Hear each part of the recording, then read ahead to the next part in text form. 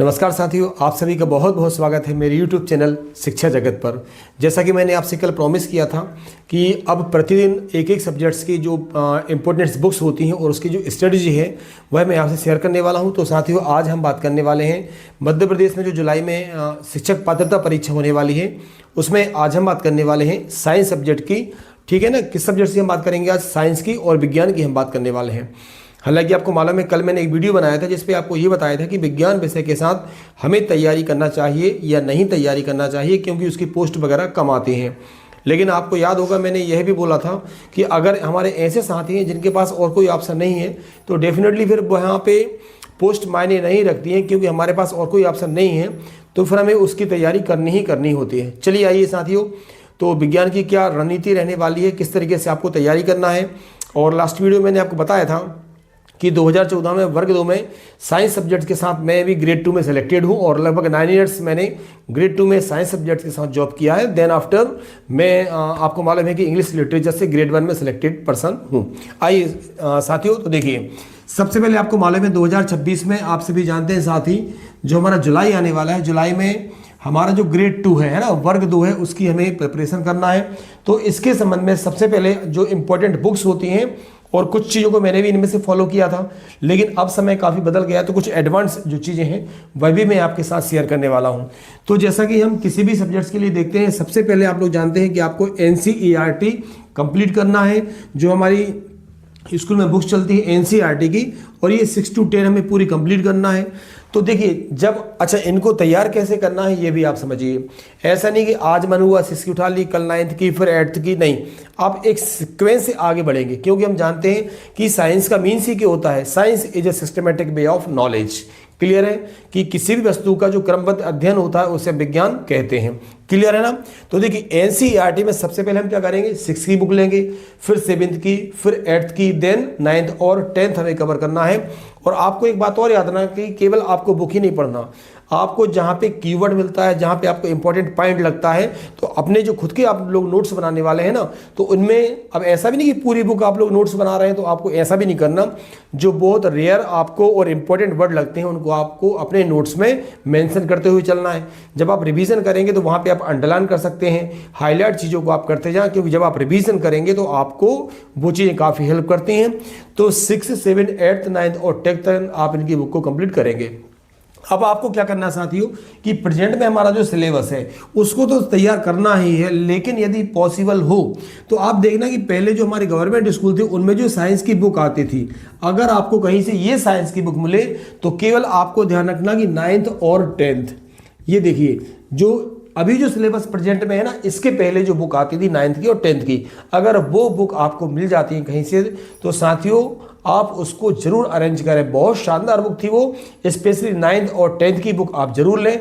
भाई आपके ये मान के चलिए कि उसमें खुद में इतने शानदार नोट्स हैं, हाईलाइट करके दिया हुआ है, वह आपकी काफ़ी हेल्प करेंगे। और मेरी तैयारी में भी उन बुक ने काफ़ी इंपॉर्टेंट रोल प्ले किया था। ठीक है, तो सबसे पहले हमें क्या करना, ये चीजें स्टेप बाय स्टेप मैं आपको बता रहा हूं। जब आप 6 और 10 ये पूरा अपना कंप्लीट कर लेंगे तो काफी कुछ आपका बहुत हद तक आपका ये कंप्लीट हो जाएगा।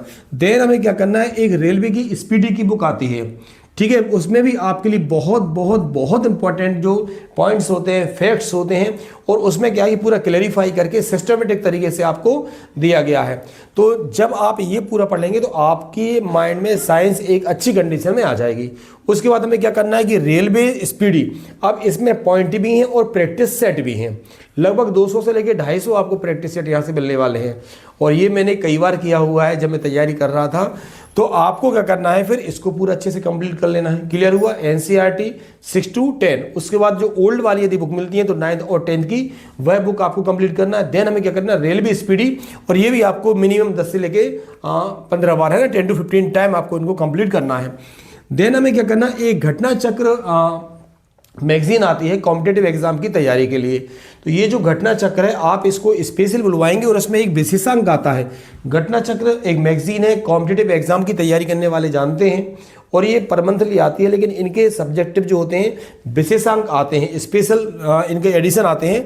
तो इनका जो विशेषांक होता है, स्पेशल एडिशन है साइंस वाला, हमें मंथली नहीं, आपको कौन सा लेना है इनका, साइंस वाला आप इसको लेंगे। इसमें भी बहुत बहुत बहुत हेल्प आपकी यहाँ से होने वाली है, तो यह भी आपको ध्यान रखना है।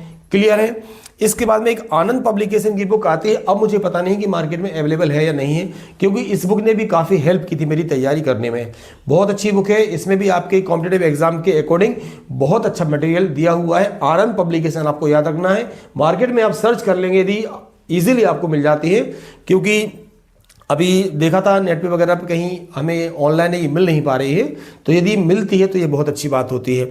अब देखिए, जब आप क्या करेंगे, एनसीईआरटी के साथ में आप लोग रेलवे स्पीडी, घटना चक्र और आनंद पब्लिकेशन, दैट मीन्स क्या होगा कि आपके जो पॉइंट्स है वह तो पूरे अच्छे तरीके से कंप्लीट हो चुके हैं।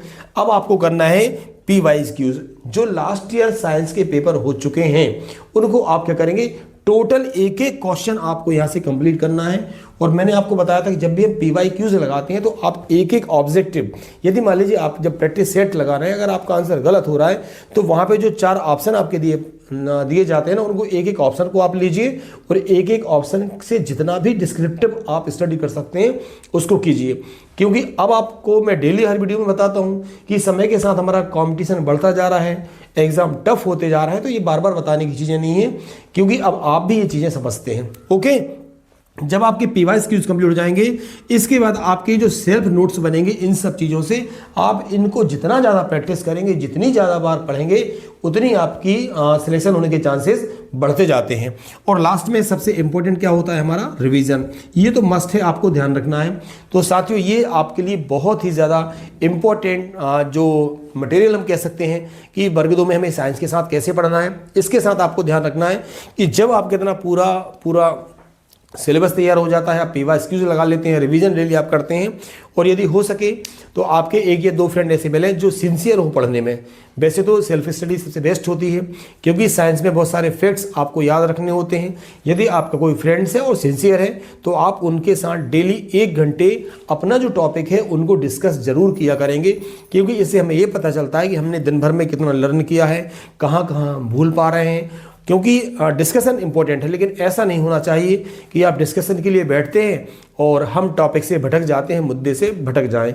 हमें ऐसा नहीं करना साथियों। फेब लग चुका है, फरवरी स्टार्ट हो चुकी है, आपके पास अब केवल 5 महीने बचे हुए हैं।